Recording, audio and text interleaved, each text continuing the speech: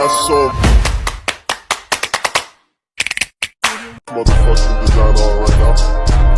Bring it down, bring it down, bring it down. I got 3 old guys on the block.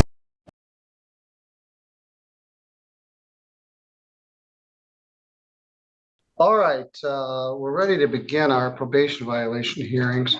Attorney Casey Strong is with us by Zoom. She is in Kalamazoo County. She's awaiting a jury verdict. And so I agreed that she could appear by Zoom.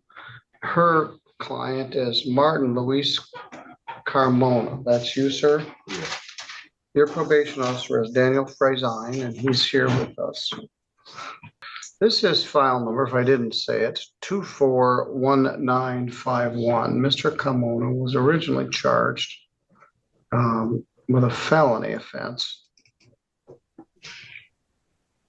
of carrying concealed weapon, a 9mm handgun. That charge was reduced. The defendant was placed on probation.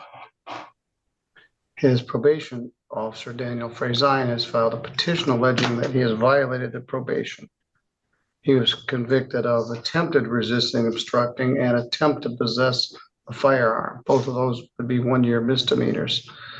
There was a condition of probation that he not violate any criminal law of any unit of government, that he report on a monthly basis, and they pay fines and costs, and that he not use drugs or alcohol, and test on demand, and he not use firearms or drive a vehicle.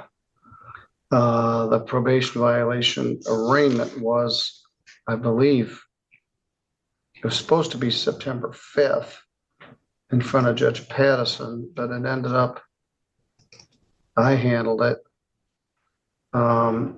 He had some new charges in file 251282FY, and bond was denied, and the PV hearing was set in this matter. According to Mr. Frazine's status report,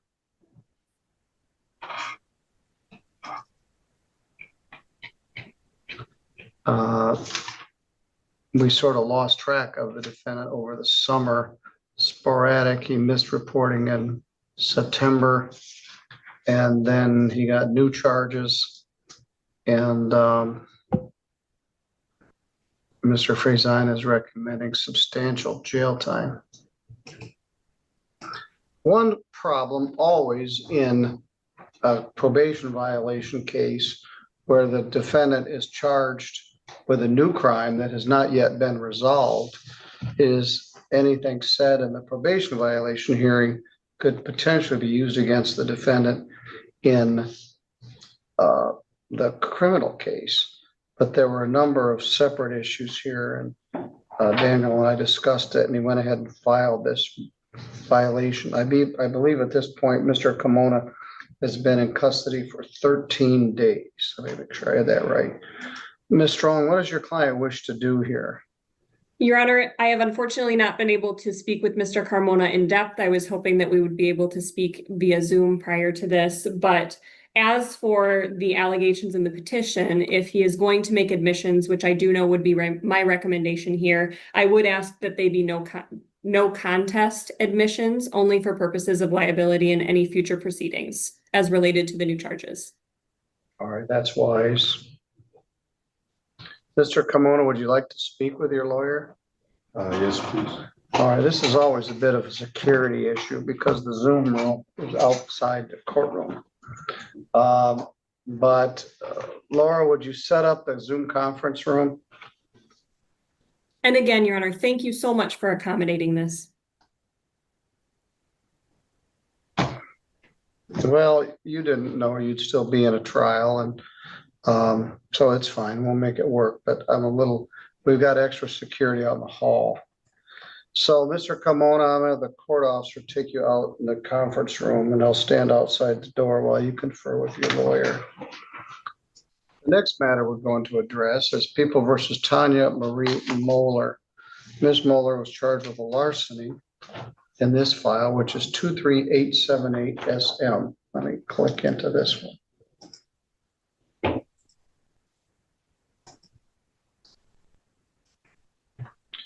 She was placed on probation, and her probation agent is Autumn Kiefer. She was charged with stealing a wallet containing $180 of cash that belonged to a Richard Roll.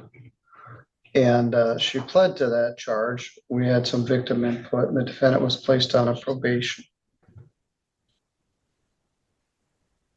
Ms. Kiefer filed a probation violation petition alleging that she fell off a map, essentially, that she failed to report on a monthly basis.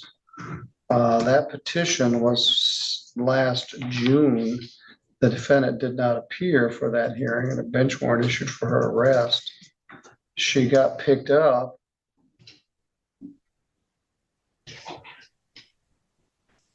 a few weeks ago.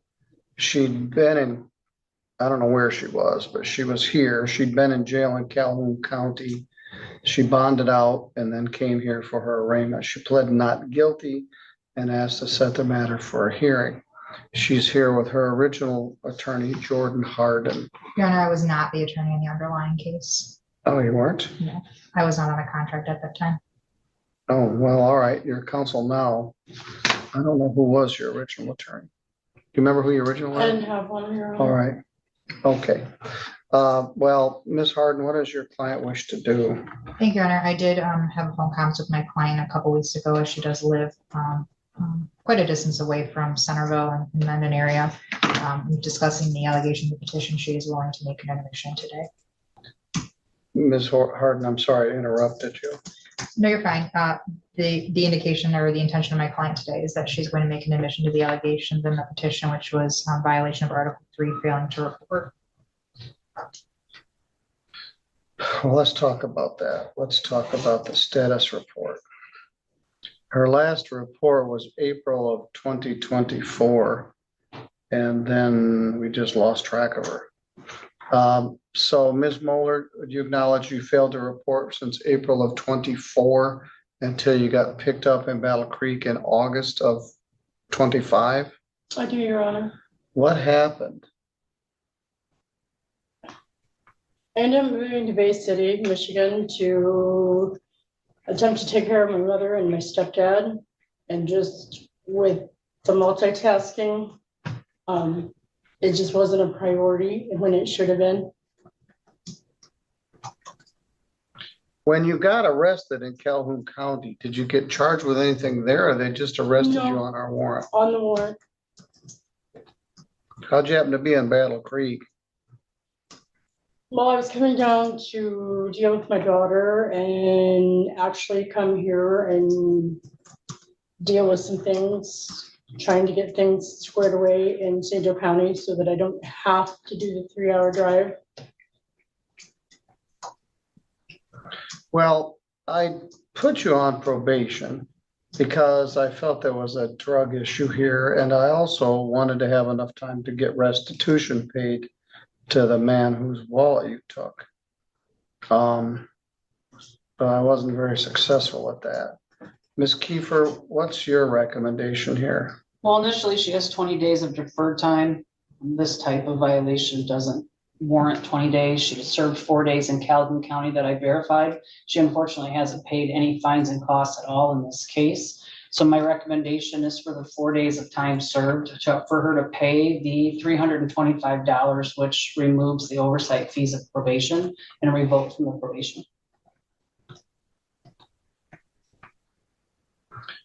Ms. Harden, having that in mind, what would you like to say to that? Your Honor, we were going to ask for the court to consider her circumstances. I was not aware of the time she'd done in Calhoun County, so the recommendation for time served and just pay the remainder of that restitution and court costs, we would ask the court to adopt that recommendation from Ms. Kiefer.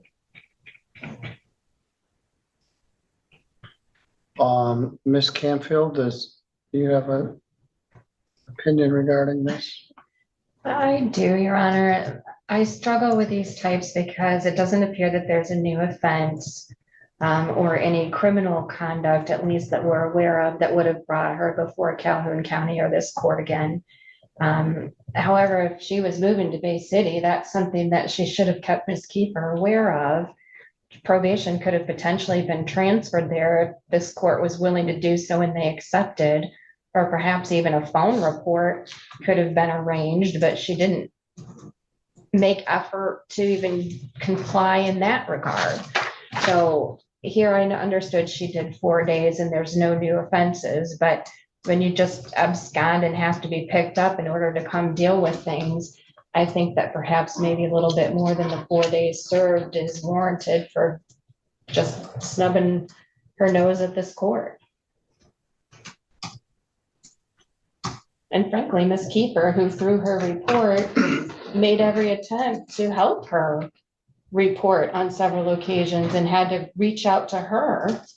She failed to report in March of last year. She reported in April and not thereafter.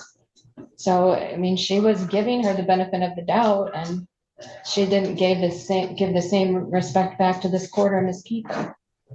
To back all the way up, this crime offended my sensibilities.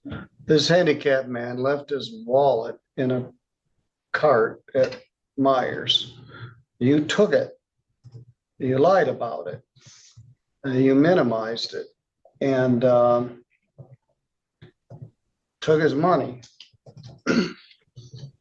Mr. Roll left his wallet in one of the motorized carts. He was with his healthcare worker.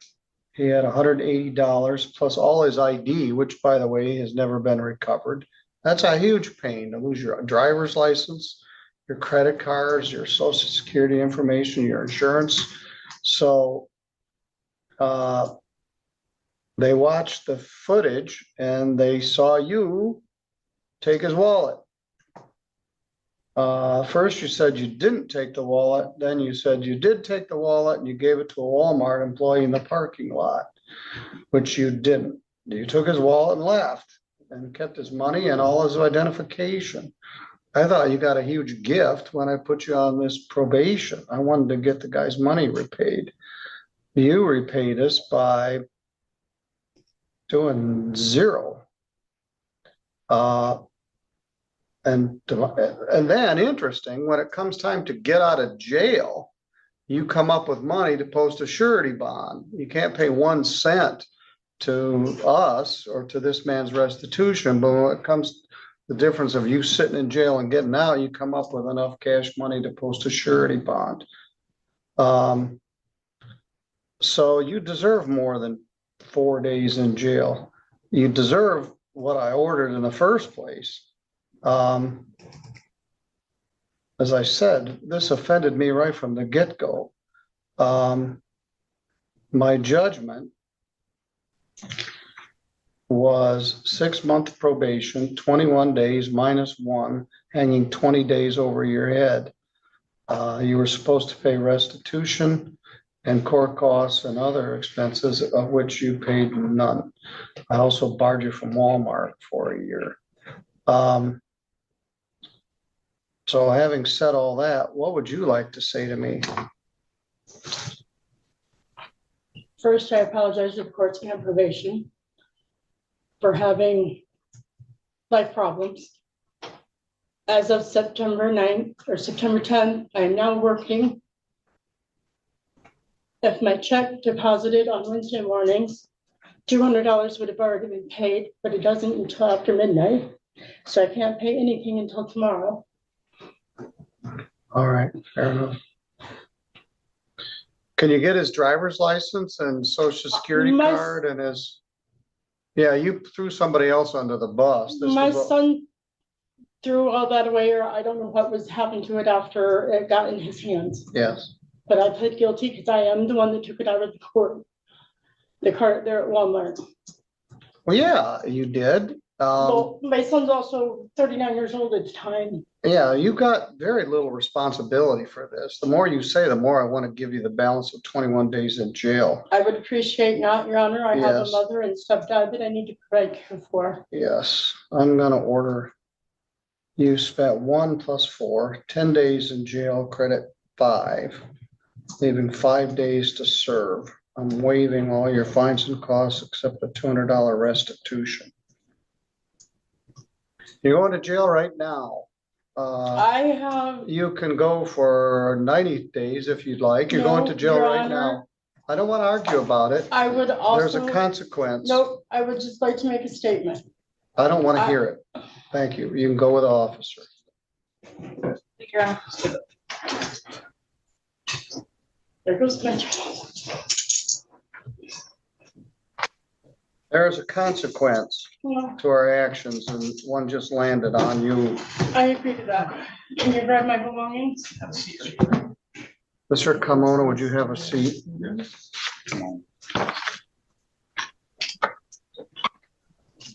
All right, we're going to return to the matter of Martin Carmona, which is 241951. He's been afforded an opportunity to discuss this case in a private breakout room with his attorney. Ms. Strong, what does your client wish to do? Thank you, Your Honor. My client is willing to plead no contest to the petition. We are respectfully requesting of Mr. Frazine in the court that Article 11 be removed for possible liability in his next case. We do believe that the Article 1, 3, 5, 8, and 10, a no contest plea to those articles would be grounds for revocation. He understands that. He does understand the recommendation from the probation department and takes responsibility for that. We're just trying to minimize his exposure in his next case, as I don't know the facts of that case. All right, we're going to take out the admission that you possessed a firearm or a drove, but the other clauses of the petition that you did not violate any law of any criminal unit of government, failed to report, failed to pay fines and costs, failed to test. Do you admit by no contest that you did not comply with those terms of your probation? All right, you do have a right to have a hearing on this, certainly, and your lawyer is here, Casey Strong. At that hearing, it'd have to be established beyond a preponderance that you violated the order.